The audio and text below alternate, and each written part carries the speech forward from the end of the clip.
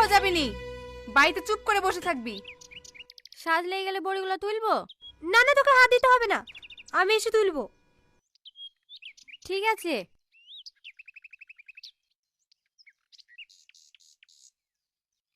কি ব্যাপার, তুমি রেডি হওনি যে? যাবা না? না, আমি মরা বাড়ি যেতে পারবো না। কেন? ওই শরীর খারাপ। জ্বর এসছে? না না, ওই শরীর খারাপ না, মেয়েদের সমস্যা। মেয়েদের সমস্যা?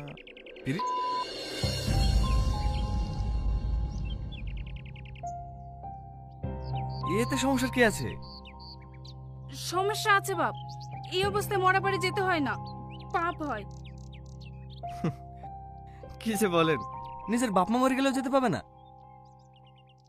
এসব কথা কে বলেছে আপনাদেরকে? এটা তো ন্যাচারাল জিনিস। আমাদের শরীর থেকে যেমন ঘাম বের হয়, কোথাও কেটে গেলে রক্ত বের হয়, সর্দি লাগলে নাক ঝরে, ঠিক সেরকমই এর সাথে মরা বাড়ি যাওয়া না যাওয়ার সম্পর্ক কি?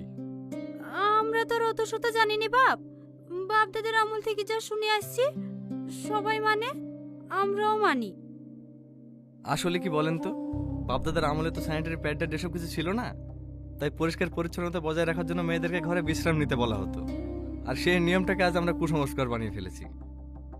এটা কোনো অভিশাপ নয়, এটা মেয়েদের জন্য আশীর্বাদ। এখন সময় পাল্টে গেছে আন্টি, এই আধুনিক যুগে কুসংস্কারে বিশ্বাস না করে পারলে একটু সহযোগিতা করবেন। কারণ এই সময় শরীর অনেক দুর্বল থাকে, তাদের দরকার একটু ভালোবাসা, বিশ্রাম আর পুষ্টিকর খাবার। যে রক্ত থেকে আমাদের জন্ম, যার জন্য একটা মেয়ে মা হয়, সে কিভাবে অশুভ হতে পারে? আর তুমি তো শিক্ষিত মেয়ে, তোমার মা আব্বুকে বুঝিয়ে বলতে পারো না? যাও ড্রেস করে এসো।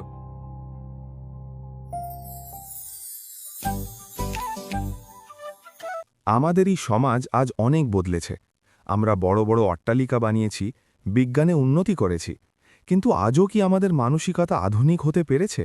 বিশেষ করে নারীর শরীর এবং তার ব্যক্তিগত স্বাস্থ্য নিয়ে আমাদের সমাজে আজও কিছু দেওয়াল তোলা আছে, যা ভাঙা খুব জরুরি। গল্পের প্রেক্ষাপট। কল্পনা করুন একটি দৃশ্য। বাড়ির কেউ মারা গেছে, কিন্তু বাড়ির মেয়েটিকে সেখানে যেতে বাধা দেওয়া হচ্ছে। কেন? কারণ তার শরীর খারাপ। আমাদের সমাজে আজও বিশ্বাস করা হয় ঋতুস্রাব বা পিরিয়ড চলাকালীন মেয়েরা অশুভ হয়ে যায়, তারা কোনো শুভ কাজে বা মরা বাড়িতে অংশ নিতে পারে না। একে সরাসরি পাপ বলে আখ্যা দেওয়া হয়। গল্পটি আমার কণ্ঠে। যুক্তি ও বাস্তবতা, আকাশের কণ্ঠস্বরের আদলে। কিন্তু আমরা কি একবারও ভেবে দেখেছি এই প্রক্রিয়াটি কতটা স্বাভাবিক? আমাদের শরীর থেকে যেমন ঘাম বের হয়, কোথাও কেটে গেলে যেমন রক্ত বের হয়, পিরিয়ডও ঠিক তেমনি একটি প্রাকৃতিক জৈবিক প্রক্রিয়া। এর সাথে শুভ অশুভ বা পাপ পুণ্যের কোনো সম্পর্ক নেই। ইতিহাস ও কুসংস্কারের কারণ।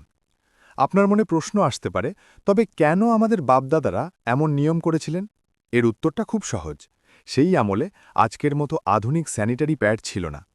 স্বাস্থ্যবিধি বজায় রাখা এবং মেয়েদের বিশ্রামের সুযোগ দেওয়ার জন্যই তাদের ঘরে থাকার পরামর্শ দেওয়া হতো। কিন্তু সময়ের আবর্তে সেই প্রয়োজনীয় বিশ্রামকেই আমরা আজ এক অন্ধ কুসংস্কারে পরিণত করেছি। সেই রক্ত থেকে আমাদের প্রত্যেকের জন্ম, যার কারণে আজ পৃথিবীতে প্রাণের অস্তিত্ব টিকে আছে। এবং যে শক্তির কারণে একটি মেয়ে মা হওয়ার গৌরব অর্জন করে, সেই রক্ত অশুভ হয় কি করে? এটা কোনো অভিশাপ নয়, বরং এক মহান আশীর্বাদ। উপসংহার ও সামাজিক ডাক।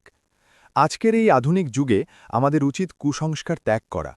এই সময় মেয়েদের ঘৃণা বা দূরে ঠেলে দেওয়া নয়, বরং তাদের প্রয়োজন একটু বাড়তি ভালোবাসা, বিশ্রাম এবং পুষ্টিকর খাবার। শিক্ষিত সমাজ হিসেবে আমাদের দায়িত্ব হল পরিবারের বড়দের এই সত্যটা বোঝানো। মনে রাখবেন, শরীর সুস্থ থাকলে তবেই একটি সমাজ সুস্থ থাকবে। আসুন, লজ্জা নয়, সচেতনতা ছড়িয়ে দেই।